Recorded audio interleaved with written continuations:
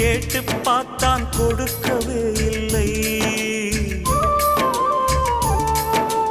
காளை முகத்தை கடைசி வரை அவ பார்க்கவே இல்லை. இருந்த போது ஏற்க மறுத்தாள், அதுதான் பிடிவாதம். இருந்த போது ஏற்க மறுத்தாள், அதுதான் பிடிவாதம்.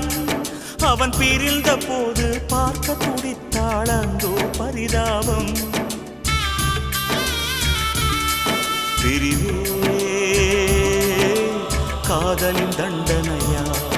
காதல் தோல்விய வேதனையா? காதல் தேடி வாழ்ந்த காளை கை கூடி வந்த வேளை பார்க்க வந்தாள் ரோஜா மாலை. அவ பார்க்கும் முன்னே என்ன